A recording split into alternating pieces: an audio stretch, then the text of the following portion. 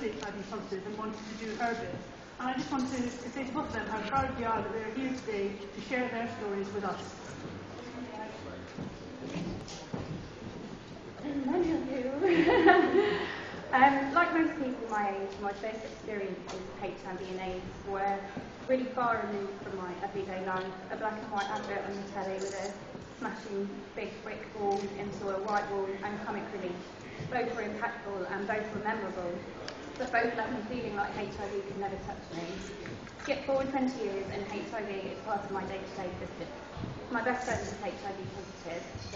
I was with him when his ex called to say he should take the test. I was with him as he waited for the results, and I was with him when he was diagnosed. All the mysticism surrounding HIV disappeared. It was standing in front of me, inside a very scared 5'10" body, the body of my best friend. The stigma Kristian could be labelled with, and the preconception he could suffer, never occurred to me until I fell pregnant.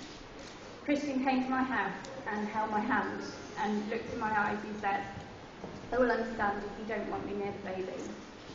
It never crossed my mind that Kristian being HIV positive would affect our friendship. Beyond the sickness of the transition, beyond the tests and the pills, beyond HIV, our friendship remains.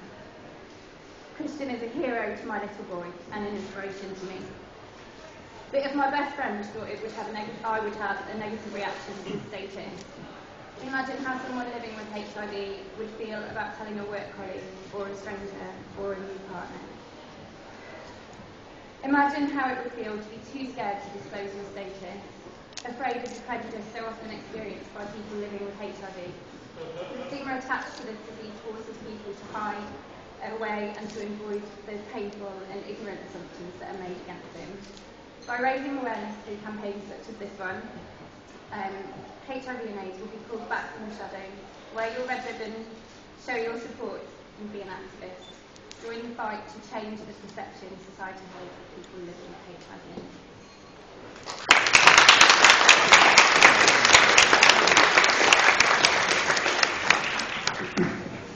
This isn't terrifying at all, is it? Every morning I wake up and the first thing I do after throwing the alarm clock across the room is stumble to the bathroom and manoeuvre 2 small bits of plastic into my eyes so I can see properly. Yes, I'm short-sighted. Shocking, isn't it? I mean, you wouldn't think it to look at me, but yes, I actually can't see my hand in front of my face unless I've got my lenses in. But an hour later, before I leave for work, I shake 4 small tablets into my hand and knock them back with a glass of milk to help my body cope with the effects of the HIV virus. So that's 2 things you wouldn't guess from just looking at me, but only one of those has the potential to change people's opinion or perception of me. We've been brought up to believe that HIV is unclean, and that people who carry the virus are somehow lesser beings who should be feared and ostracised.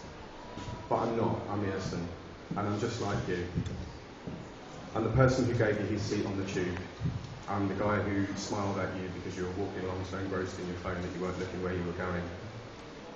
I work with you, I cross the road with you.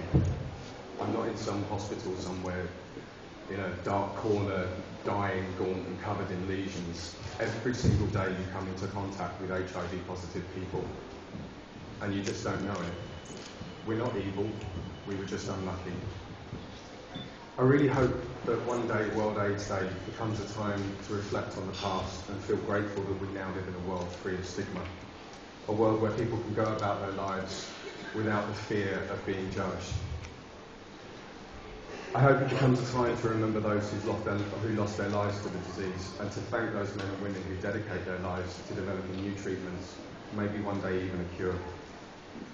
Being an activist doesn't mean you have to run a marathon. It doesn't mean you have to stand in a parade and hold a banner and to get up in front of hundreds of people at City Hall and deliver a speech. It can be as simple as pinning one of these to your jacket as you make your way to work. It's an act of compassion towards a fellow human being. It says, I'm with you.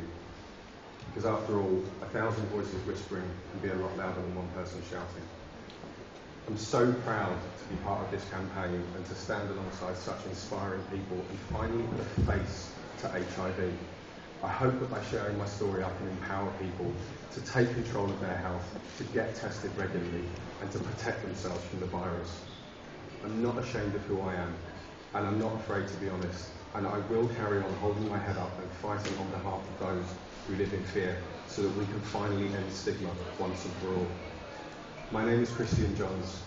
I'm HIV positive, and I refuse to hide because I shouldn't need to.